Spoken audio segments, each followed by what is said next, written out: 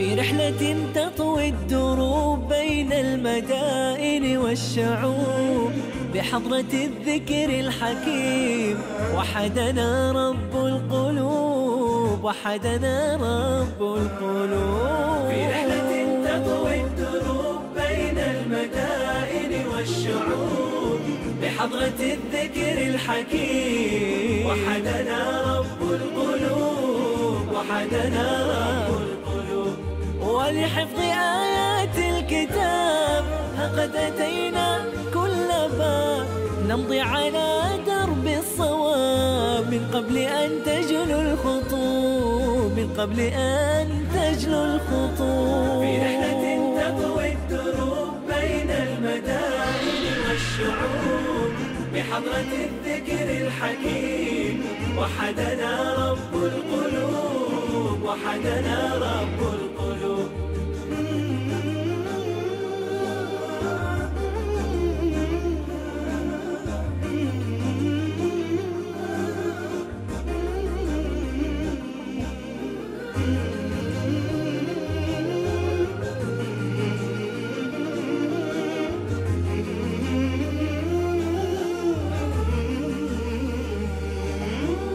البعض يعتقد ويظن في كلامي عن القرآن وعن حفظ القرآن وتشجيع الناس على حفظ القرآن الكريم أن هذا الكلام فقط موجه لصغار السن والأطفال والشباب. لا، الكلام اللي احنا قاعدين نقوله في هذا البرنامج عن حفظ القرآن هو موجه لكل المسلمين ولجميع الأعمار. اليوم أنت لما تسمع كلامي لا تقول لأبنائك حفظ القرآن، يا بنتي حفظ القرآن، يا ولدي احفظ القرآن وأنت تترك القرآن. لا، أنت احفظ معهم القرآن. وكل النصائح اللي احنا قاعدين نقولها في هذا البرنامج والتشجيع اللي احنا قاعدين نقوله والطرق اللي قاعدين نتبعها في حفظ القرآن أنت تتبعها مع أبنائك. لا تقول أنا كبرت، لا تقول وصل عمري 40 و50 و60 وصعب علي حفظ القرآن. أنا أشاركك، ممكن صعب عليك حفظ القرآن، ولكن عندما قال الله سبحانه وتعالى في القرآن ولقد يسرنا القرآن للذكر فهل من مدكر، أن القرآن ميسر ليس فقط للأطفال ولا صغار السن، ميسر لجميع الأعمار. وأنا أعرف قصص كثيرة جدا. أنا كان معي واحد في المسجد من العمام كبار السن عمره 60 سنة حفظ القرآن الكريم كامل. في وحدة أردنية أم طه كبيرة في السن أمية لا تعرف تقرأ ولا تكتب وحفظت القرآن الكريم كاملا. هذا الدليل على إيش؟ الدليل أنك أنت تستطيع حتى لو صعب. لا تقول أنا بيحفظ القرآن بسرعة بسنة وسنتين وثلاث، لا، لو تحفظ القرآن ب5 و6 و10 و15 سنة، لكن أنت حاط لك هدف ونية خالصة لله سبحانه وتعالى أنك تحفظ القرآن، رب العالمين راح ييسر لك. ويا كثر دور القرآن عندنا ما شاء الله، رب العالمين مبارك لنا فيها. روح ادخلها عندنا في الكويت، تشوف كبار السن حريصين أنهم يحفظون القرآن. اللي يعرف يقرأ يقرأ ويحفظ، واللي ما يعرف يقرأ. وأمي يحفظ القرآن الكريم بالتلقين.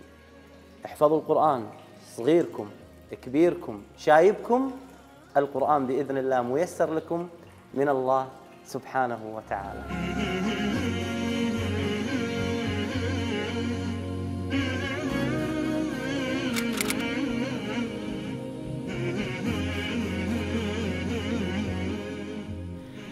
اجتهدت وبحثت عن تجارب لكبار السن من حفظة القرآن حتى أطلعكم على تجاربهم، فوجدت الكثير، ولكن كان أبرزهم الحاج عبد المعز والحاجة السيدة السيد الشريف.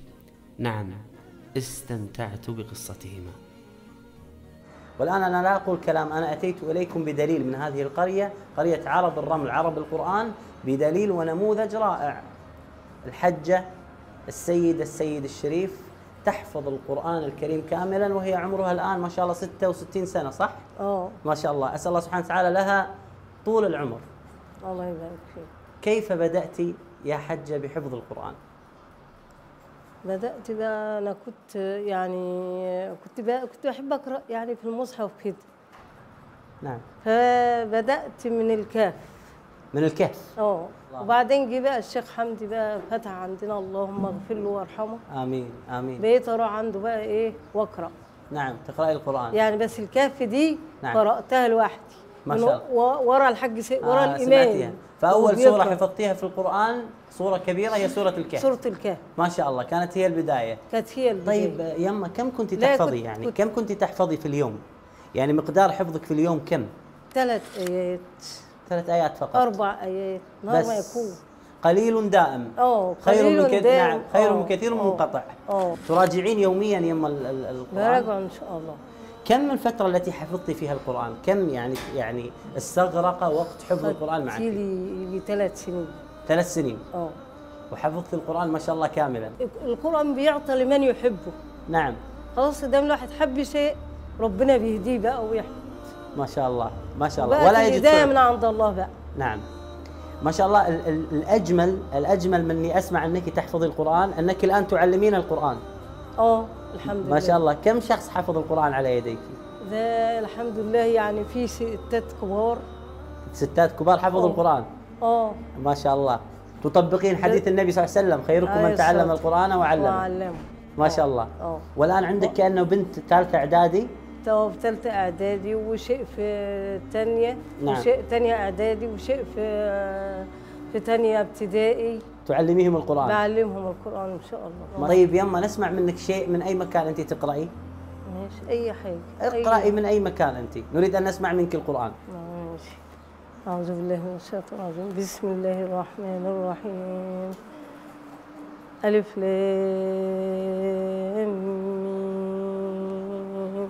ذلك الكتاب لا ريب فيه هدى للمتقين الذين يؤمنون بالغيب ويقيمون الصلاة ومما رزقناهم ينفقون والذين يؤمنون بما أنزل إليك وما أنزل من قبلك وبالآخرة هم يوقنون أولئك على هدى من ربهم وأولئك هم المفلحون.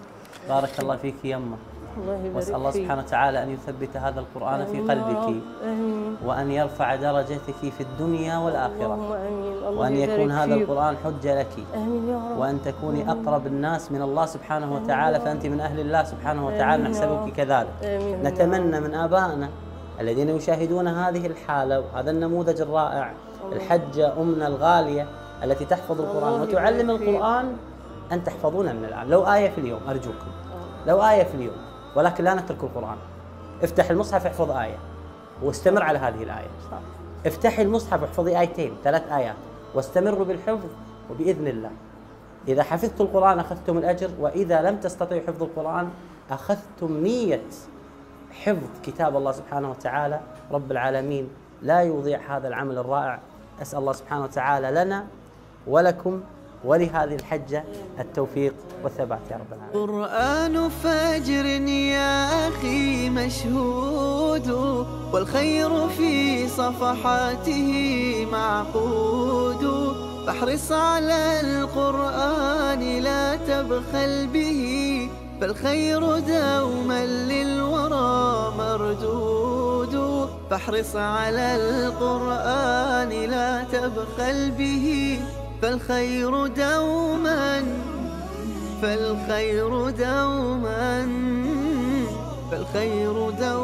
للورى مردود.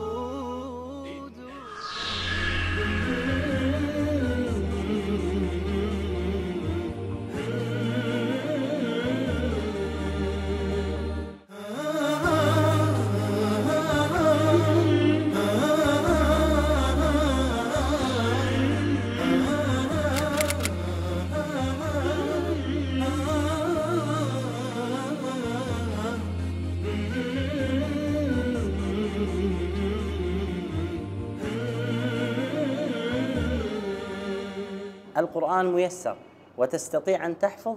وأنا الآن في ريف مصر أجلس يعني في منطقة بعيدة عن القاهرة كي أقابل هذا النموذج الرائع الشيخ عبد المعز الغالي. هو كان يعمل في أحد المدارس عامل نظافة، ولكن رفع الله قدره بالقرآن، وأنا الآن أجلس أمامه وأخجل لأنه يحمل في قلبه كلام الله سبحانه وتعالى، فالقرآن يرفعه. الشيخ عبد المعز كثير من الناس يقول أنه لا يستطيع حفظ القرآن وهو كبير، وأنت نموذج حفظت القرآن وأنت كبير في السن ما شاء الله. متى بدأت بحفظ كتاب الله سبحانه وتعالى؟ كم كان عمرك؟ حوالين 50 كده. بدأت بالحفظ عمرك 50؟ قبل ال50 بحاجة بسيطة يعني. ما شاء الله. كم أخذ منك الوقت يعني؟ كم استغرق معك الوقت في حفظ القرآن؟ سنة فقط؟ سنة. وحفظت القرآن؟ بس كان فيه يعني كنت مشتاق له قوي يعني على آخر الجهد قوي يعني بعد التقاعد، بعد ما تقاعدت؟ لا يعني طلعت معاش؟ قبل ما اطلع ب10 سنين. قبل ما تطلع معاش بدأت بحفظ القرآن؟ حفظت وانا في الشغل. مجرد ما سمعت الآية من واحد بيقراها في ليلة في القبلة بعد ما صلينا العشاء، كان واحد اسمه الشيخ موسى العرض الله يرحمه كان بيصلي وانا العشاء، خرج وقف في القبلة وقال القرآن القرآن القرآن. ما نمتش في الليلة دي. وقال ايه؟ ومن أعرض بسم الله الرحمن الرحيم ومن أعرض عن ذكري فإن له معيشة ضنكا ونحشره يوم القيامة أعمى. قال رب لما حشرتني أعمى وقد كنت بصيرا؟ قال كذلك أتتك آياتنا فنسيتها وكذلك اليوم تنسى. أنا سمعت الآيتين دول خلاص ما أدريش بنفسي. سبحان الله، تحرك قلبك خلاص انتهت. صبحت الصبح قلت لابني الكبير، قلت له اتصرف وهات لي مصحف. ليه؟ قلت له بس هات لي مصحف وخلاص. راح جاب لي المصحف، بدأت من أول آية من أول البقرة. الله أكبر. الحمد لله. اصطفاك الله سبحانه وتعالى واختارك. الحمد لله رب العالمين. هو اصطفاء يا شيخ. الحمد لله. طلعنا من الجيش حرب أكتوبر، اتعينت في المدرسة. نعم. الفترة بقى اللي أنا حفظت فيها دي بقى كنت شوية أعودهم، مفيش بعيد عن العمل يعني، وأنا في نفس الشغل في المدرسة. أحفظ الربع وأديه لأي مدرس أقول له سمع لي الربع ده يوميا كده على طول. ما شاء الله. كل يوم مقرر عليا. نعم. لما حفظت تميت السنة دول كنت حفظت القرآن الحمد لله. من يوم ما حفظت عامل مقرر لنفسي يوميا 5 أجزاء. 5 أجزاء كل يوم. ما نامش إلا أن قريتهم. من بداية صلاة الفجر لازم 5 أجزاء، ما نامش إلا لما خلص. يراجع يوميا. أيوة. شوفوا حب القرآن. بس ده كله حرصا لأنه حفظ كبر. نعم. بعمل على كل ده عشان خايف عليه. حرص وحب لكتاب الله. حرص وحرص لأنه فضل. ايوه فضل خايف عليه. الله أكبر. ما صدقت. كنز. ايوه طبعا الحمد لله. والله ما صدقت اني احفظ كتاب الله سبحانه وتعالى. ما انا بقول معجزه، بقول لنفسي انا بقى في حز ما العيال كلها في التعليم.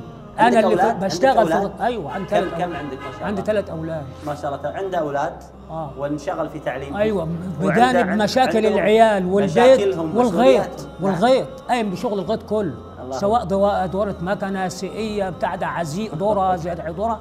بس الربع اللي انا بحفظه برضه حرص عليه. اسمعوا يا اخواني، يعني هو مشغول، هو حياتهم هنا في الريف. انا بحمد ربنا. ليست كحياتنا، يعني حياتنا الان احنا نعيش ولله. انا جاي دلوقتي من الغيط. الاستاذ جوده جه خدني من الغيط مؤاخذه، وانا قاعد هناك باكل مؤاخذه في الغيط.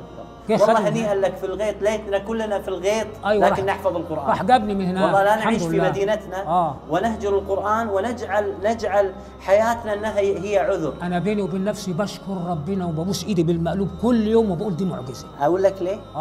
لان القرآن الله سبحانه وتعالى يقول انه لكتاب عزيز.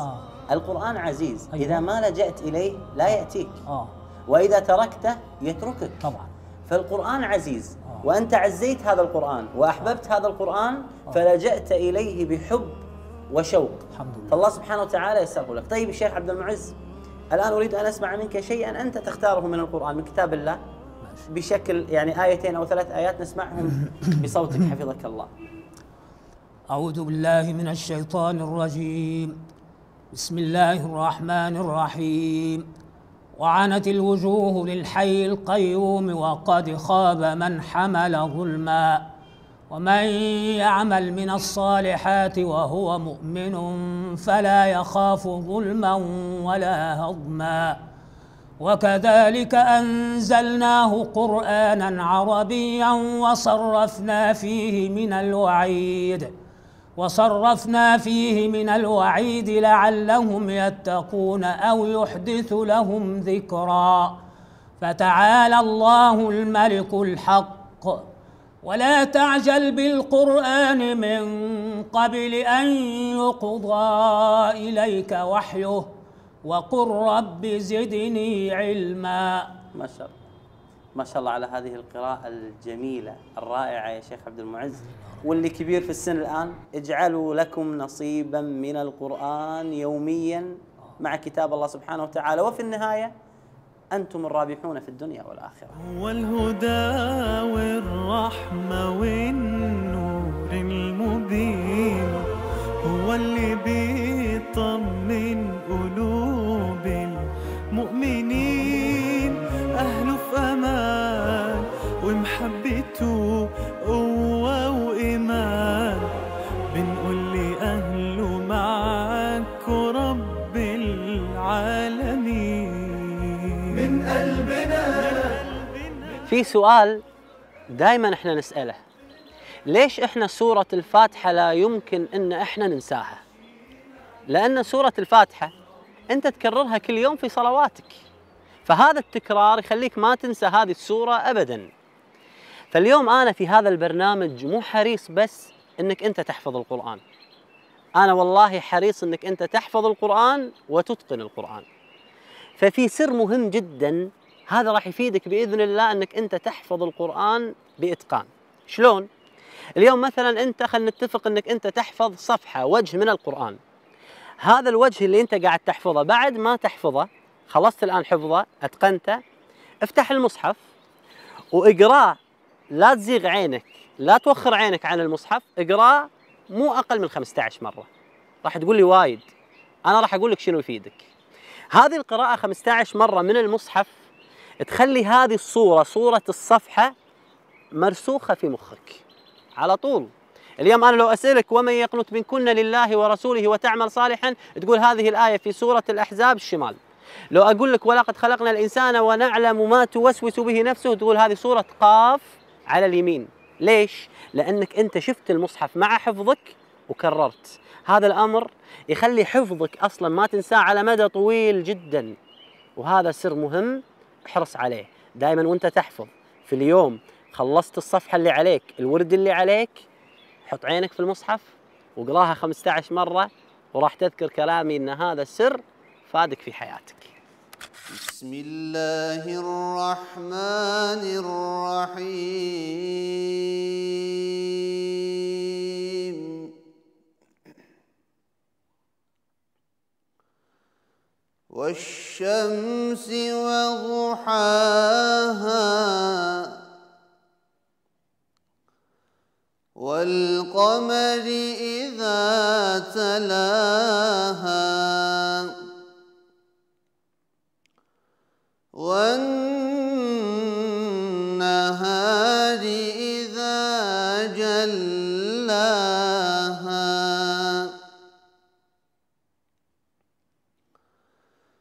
والليل إذا يغشاها والسماء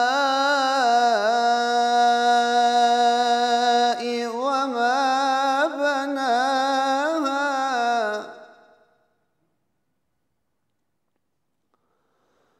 والأرض وما ضحاها ونفس وما سواها فألهمها فجورها وتقواها قد أفلح من زكاها وقد خاب من دساها كذبت ثمود بطغواها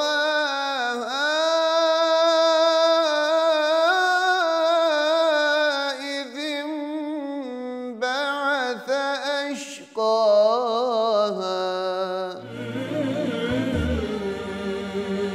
في رحلة تطوي الدروب بين المدائن والشعوب وبحضرات الذكر الحكيم وحدنا رب القلوب، وحدنا رب القلوب. ولحفظ آيات الكتاب قد أتينا كل باب نمضي على درب الصواب، درب الصواب من قبل أن تجلو الخطوب. ولحفظ آيات الكتاب قد أتينا كل باب نمضي على درب الصواب، درب الصواب من قبل أن تجلو الخطوب، من قبل أن تجلو الخطوب. في رحلة تطوي الدروب بين المدائن والشعوب، وبحضرات الذكر الحكيم وحدنا